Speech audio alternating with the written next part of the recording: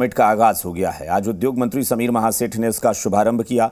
इस global summit में 16 देशों के करीब 600 उद्यमी शामिल हो रहे हैं जो बिहार के विकास में अपना योगदान देंगे। बड़ी बात यह है कि समिट में आए उद्योगपतियों को बिहार बेहतर विकल्प लग रहा है।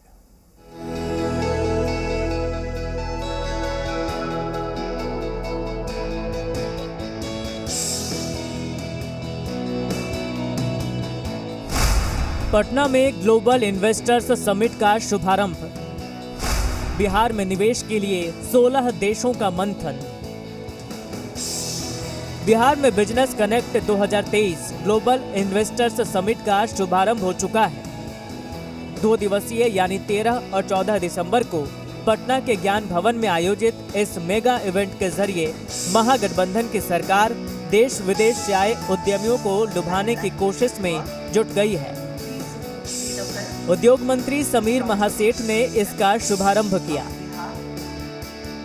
बड़ा मेन मुद्दा है कि रोजी रोजगार परस्त बिहार को बनाना, और उसमें जो भी हमारे लोग उद्योग खोलने के लिए आएंगे, चाहे वो बिहार के हो या बिहार से बाहर के हो, निश्चित तौर पे बिहार सरकार हर एक जगह आपको शुरू से लेकर अंत तक वैसा मदद करेगी जो मदद की आपको अपेक्षा है। देश भर से आए 600 उद्यमी और 16 देशों के प्रतिनिधि को बिहार उनके बिजनेस के लिए बेहतर विकल्प लग रहा है। In textiles, we are providing employment to almost 25,000 people pan India, and I am proud to say that almost 40% of the people are from the state of Bihar. The Bihar people are very, very hardworking, and I say that our success to the industry and quality and productivity is all because of them. सबसे अच्छा चीज ये लगा कि I landed in Darbhanga airport. It's almost 70 kilometers from the place where I'm running the factory today. I just reached in 1 hour 10 minutes. तो सबसे पहला अच्छा चीज लगा 70 kilometers 1 hour 10 minutes was something very nice for me because my factory I was running in Bhiwandi.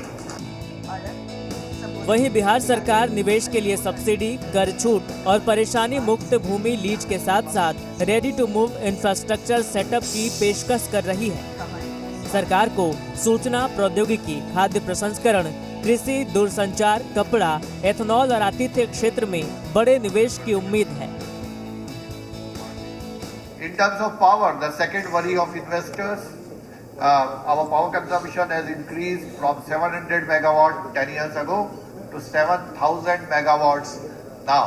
So 10-fold increase in 10 years. I think this is the highest in terms of multiples any state has clocked. So that means that we have 24 hours dedicated power supply in all industrial areas of Bihar. Bihar सरकार में मंत्री सुनील कुमार ने भी कहा कि इस global investors summit से काफी फायदा होगा। इसका फायदा तो निश्चित होगा, क्योंकि अब हम लोग तो काफ़ी समय से तैयार हैं। यहाँ की विधि व्यवस्था अच्छी है, यहाँ का इंफ्रास्ट्रक्चर, आप रोड, बिजली, पानी से आप देख लें, और इथेनॉल के जितने फैक्ट्रीज लगे हैं उससे काफ़ी उत्साहवर्धन हुआ है लोगों के बीच में।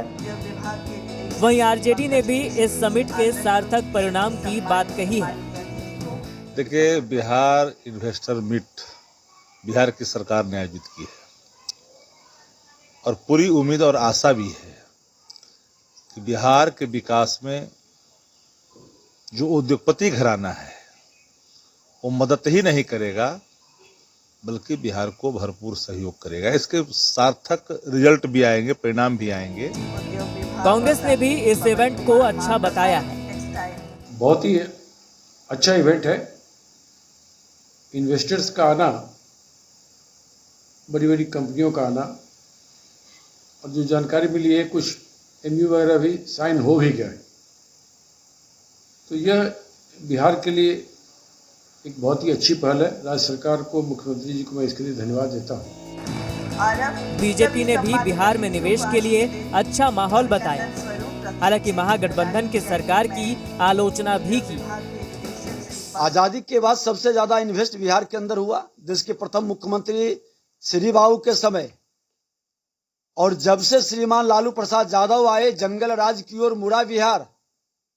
इन्वेस्टर यहां से पलायन करने लगे और जब फिर एनडीए की सरकार बनी तो लोगों को विश्वास जगा, इन्वेस्ट करने के लिए लोग आकर्षित भी हुए। लेकिन श्रीमान नीतीश कुमार की महत्वाकांक्षा बिहार के निवेशकों के कदम को रोक दिया। जंगल राज वाले का फिर से आगमन। समिट के दूसरे दिन प्लेनरी सेशन में सीएम नीतीश कुमार शिरकत करेंगे। सीएम की मौजूदगी में देश विदेश की कंपनियों से बिहार में निवेश को लेकर करार होगा। पटना से रुपेंद्र और शिवम के साथ ब्यूरो रिपोर्ट, जी मीडिया। यहाँ रुकेंगे एक छोटे से ब्रेक के लिए, फौरन लौटते हैं।